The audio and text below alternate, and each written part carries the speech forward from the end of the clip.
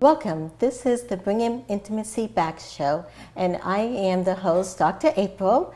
And on this show here, we talk about how people get connected intimately with significant others, with families, friends, business, children, and that is what our show is focused on. Today, we have a very, very special topic that we're doing, and we're talking about infertility. How to create and maintain intimacy during the infertility journey. And for many couples, this is a journey that is difficult for them.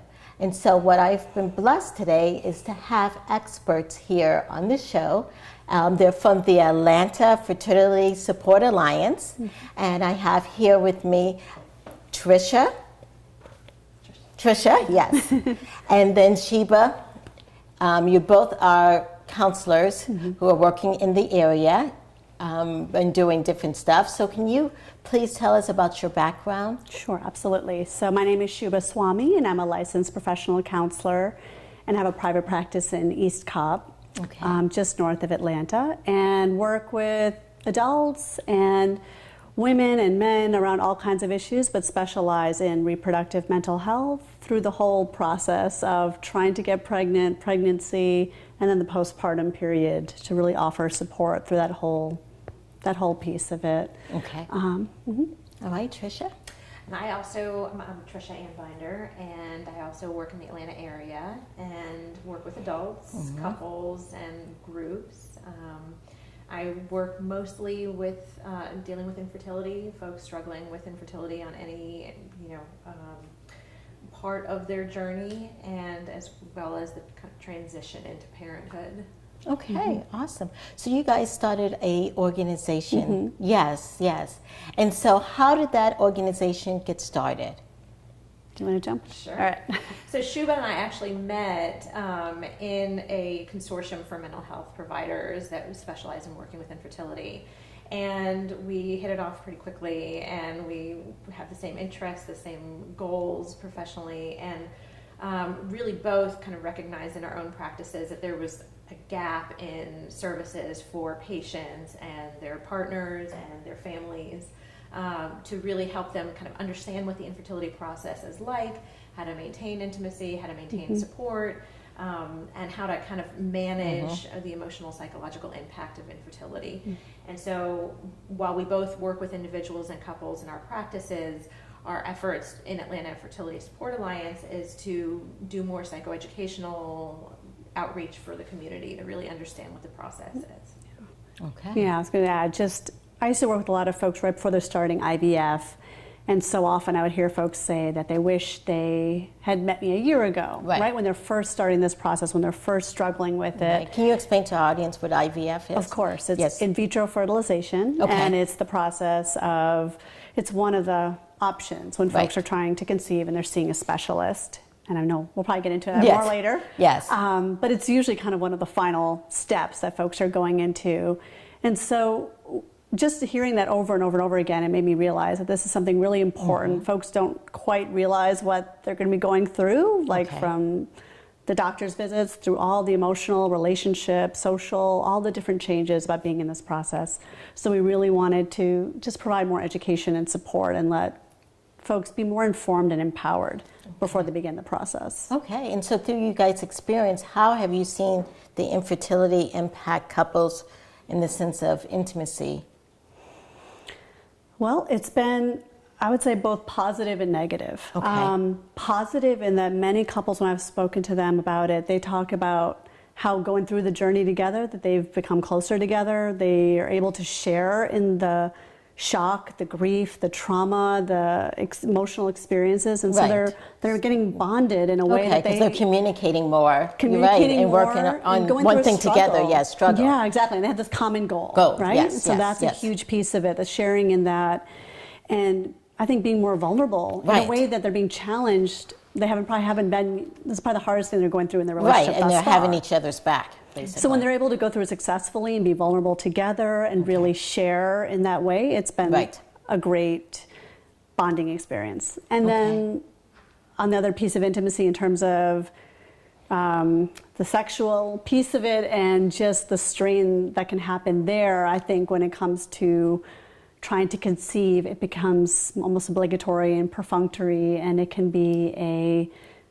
really difficult piece, I think, for a lot of couples, is how do they still maintain romance and desire and arousal, because the process can really kind of strip those things away, and it becomes very biological and medical and scheduled. And so that's the other piece. I think folks kind of can go either way and maybe have a little bit of both even. Okay. Yeah. Okay. Would you add to that at all, or is there? I think, men and women, a huge generalization, oftentimes kind of manage the experience of infertility a little bit different. And so sometimes those differences can kind of stretch intimacy as well. Okay. So I think kind of coming to an understanding of how each one is managing the experience, how each one is grieving, and kind of maintaining connection through that is probably the best way to insulate intimacy. Right. So it's just sometimes for each person it's a little bit different. Absolutely. Okay. Absolutely. Yeah, and so they have to learn how to bond together to get that back. Yeah, and to know that they're going to handle it differently, and be able to hear that and not feel, take things personally. That's, I think, the real challenge. If one person might think about it all the time and want to talk about it all the time, and might perceive if the other one doesn't, that means they don't care as much. But to really talk through what that looks like for that other person. Okay, great. And so it seems like with your organization that you guys help normalize all these feelings that people may have during this journey. Absolutely. Yes, well, I would like to thank you guys so much. We're going to go and take a little small break right now, and we'll be right back.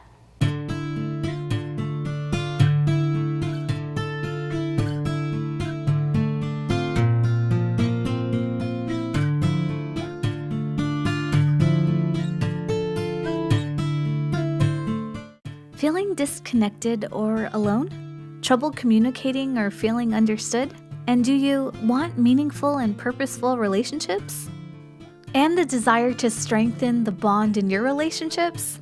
Yes, then we have to intimately connect. The Bringing Intimacy Back show is a show dedicated to inspire, enlighten, and encourage intimate connections. The show provides an engaging atmosphere to discuss and demonstrate ways to enhance intimacy in one's personal relationships with significant others, families, friends, higher power, and oneself. The show will discuss intimate connections in many different forms, such as sex, communication, emotional, physical, health, and spiritual. Thus, if you want to discover ways to increase the intimacy in your relationship, check out the Bringing Intimacy Back show, where intimacy is real. For more information about the Bringing Intimacy Back show, go to www.bringingintimacyback.com. Welcome back. We're at the Bringing Intimacy Back show, and today our topic that we're dealing with is helping couples who are going through that infertility journey increase their intimacy. And so, Tricia, as you were talking last about men and women, and how they experience it a little bit different in the sense of their struggle and the intimacy, and yes, what have you guys seen in your organization?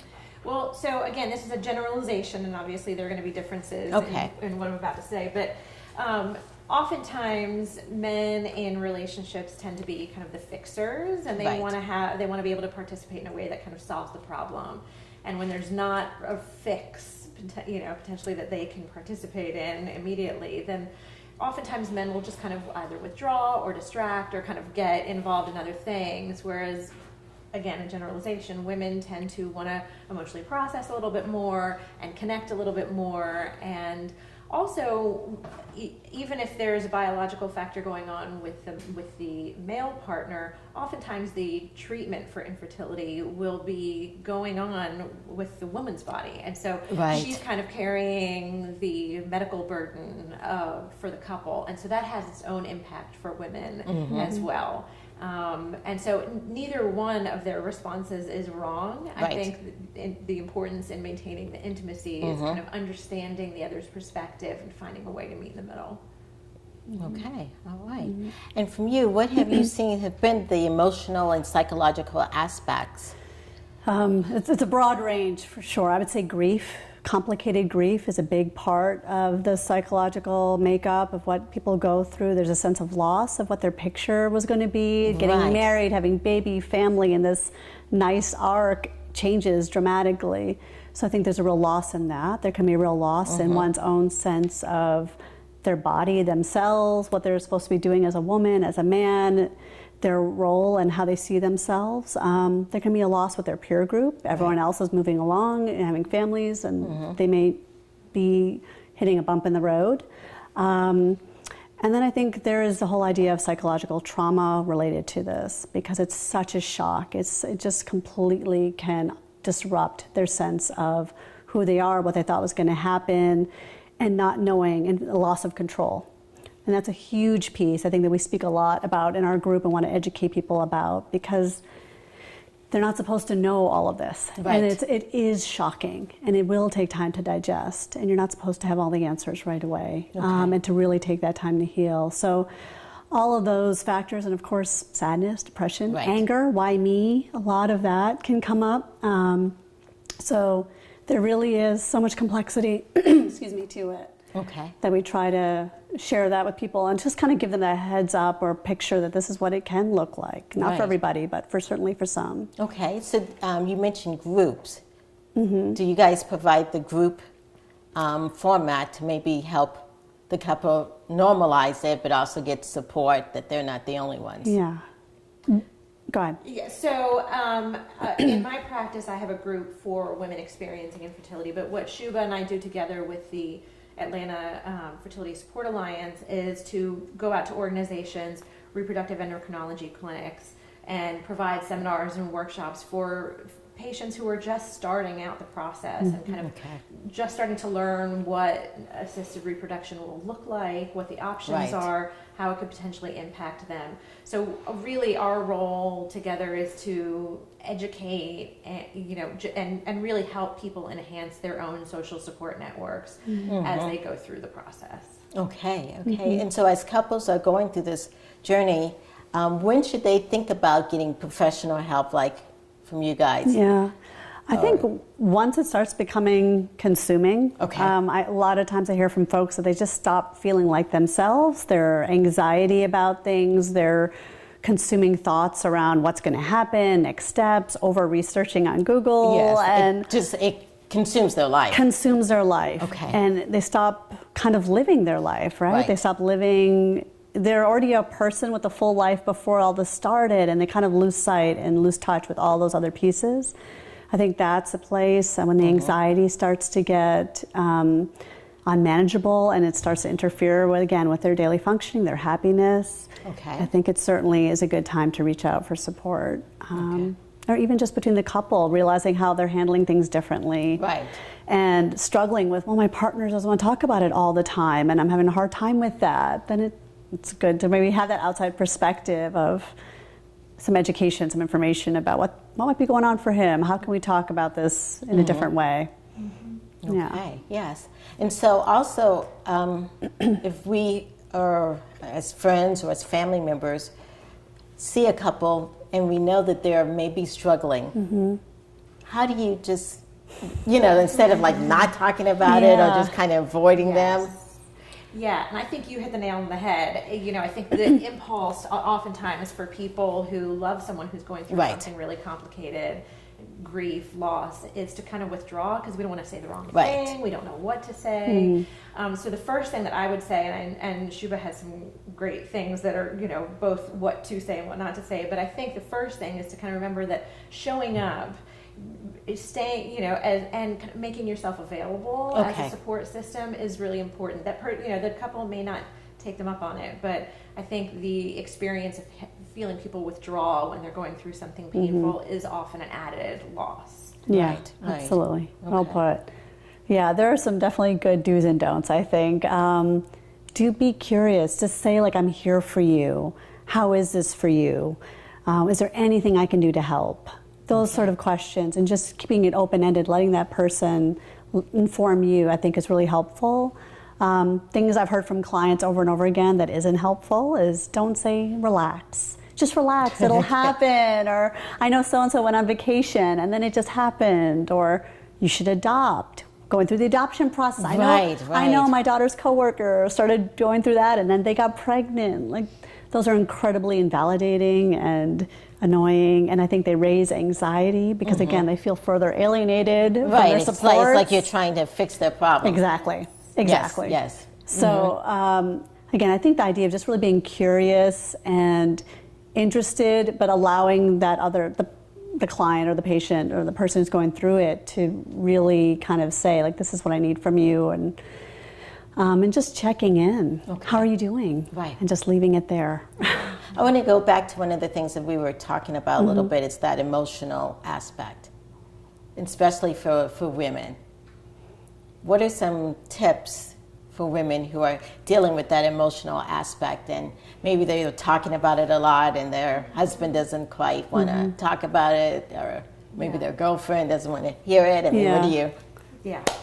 Well, I would add that it's never too early to get support. Right. Like, this is just even, the experience of learning that there's potentially an infertility diagnosis. Okay.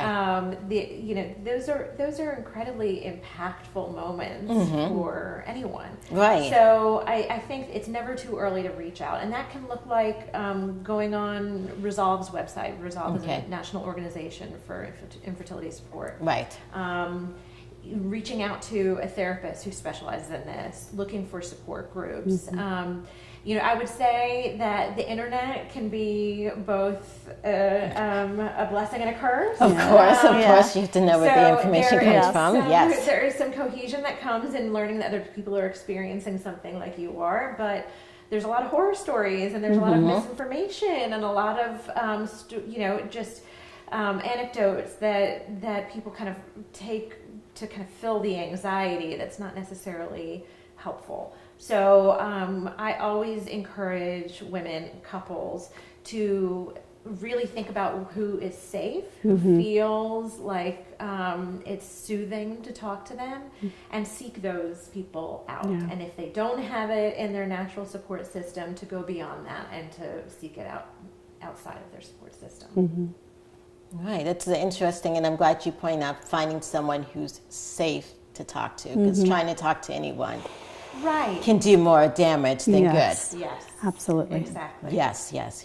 Well, thank you guys so much for what you've been talking about. We're going to take a small break, and then we'll come back and we learn about some more tips.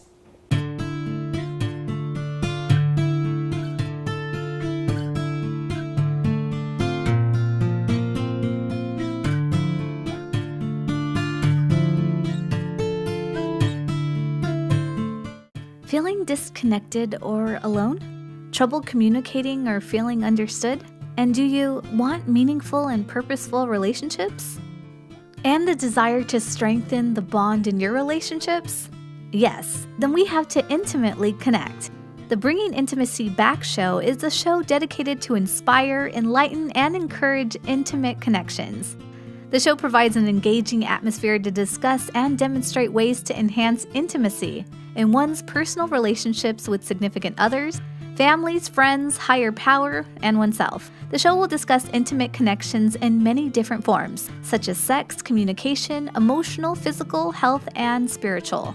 Thus, if you want to discover ways to increase the intimacy in your relationship, check out the Bringing Intimacy Back show, where intimacy is real. For more information about the Bringing Intimacy Back show, go to www.bringingintimacyback.com. Welcome back. We're at the Bringing Intimacy Back, and today we've been talking about couples who are struggling with infertility and how to deal with the intimacy issue and how to increase intimacy. And so right now we're at the last part of our segment, which is our toolbox.